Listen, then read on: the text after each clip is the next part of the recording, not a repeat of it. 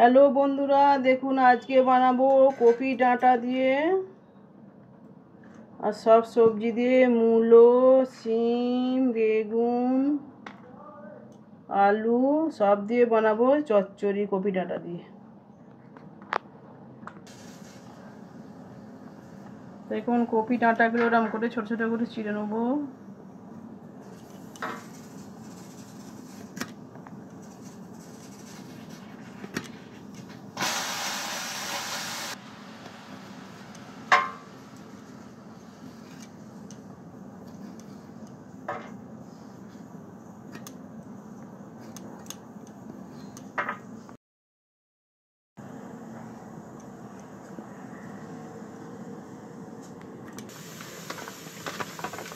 দেখুন কপি ডাঁটাগুলো এরকম সরু সরু করে কেটে নিয়েছি, পাতলা পাতলা করে কাটতে হবে। কাটা হয়ে গেছে মূলো, শিম, বেগুন, কপি ডাঁটা, লম্বা লম্বা করে আলু কেটেছি আর একটা টমেটো। ডাঁটাগুলো সেদ্ধ করতে দিয়েছি, হালকা ভাবিয়ে নেবো, একটু লবণ দিলাম, জলটা ভাববে নিয়ে ফেলে দেবো। কপি ডাঁটাগুলো আমি হাফ সেদ্ধ করে নিয়েছি, এবার আমি জল ছেড়ে নেব। দেখুন সেদ্ধ করা হয়েছিল, আমি জল ছেড়ে নিয়েছি।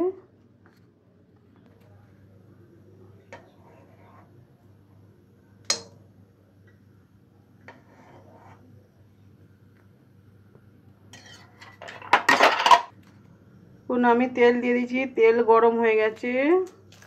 দুটো শুকনো লঙ্কা, কালো জিরে ফোড়ন দিলাম। আমি বানাচ্ছি এটা নিরামিষ। আলু,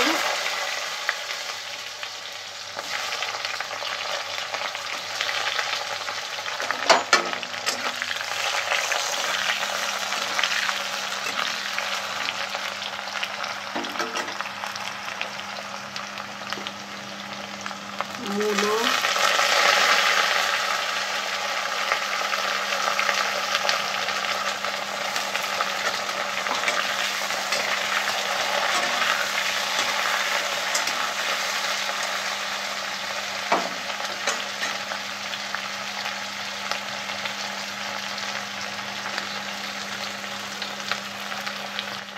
কপি ডাঁটাগুলো সেদ্ধ করা হয়েছিল, এবার এগুলো দিয়ে ভাজবো।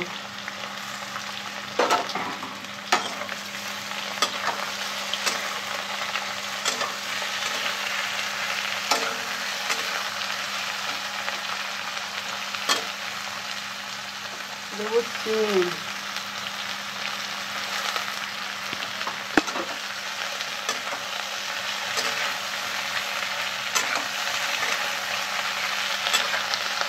এগুলো ভালো করে ভেজে নেবো।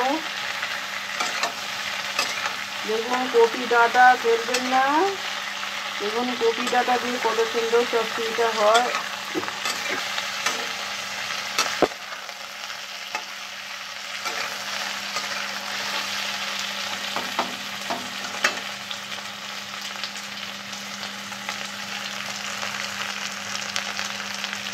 মাছগুলো ভাজা ভাজা হয়েছে, আধ ভাজা। এবার আমি বেগুনগুলো দেবো।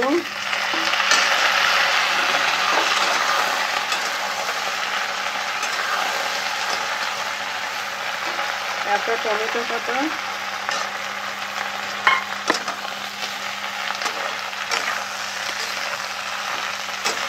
বেগুনগুলো একটু ভাজা ভাজা করে নেবো। তারপর আমি এতে মশলা দেবো। এতে সামান্যই মশলা লাগে, মশলা অত বেশি কিছু লাগে না। এতে সর্ষে, আপনি পোস্ত দিতে পারেন, সর্ষে পোস্ত বাটা। আমি তো সর্ষে আর অল্প করে পোস্ত দিয়েছি, আর লঙ্কা হলুদ লাগবে। আমি তো নিরামিষ করছি, আমি রসুন দিইনি, আপনারা রসুন দিতে পারেন।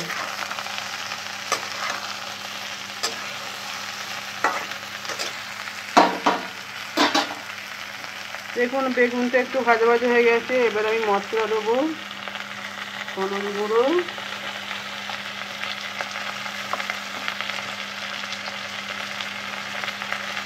লঙ্কা গুঁড়ো, স্বাদ অনুযায়ী লবণ, দেখুন এতে সর্ষে আর পোস্ত বেটে দিয়েছি, এতে এটা দিয়ে দেবো।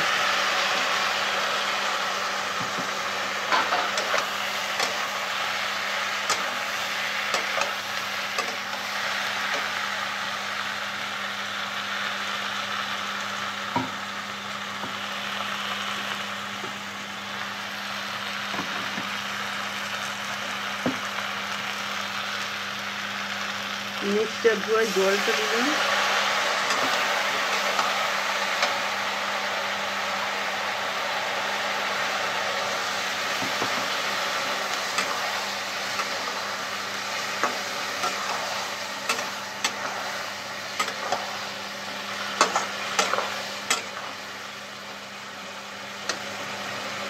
এবার জল দিয়ে দিচ্ছি, দিয়ে ঢাকা দিয়ে দেবো।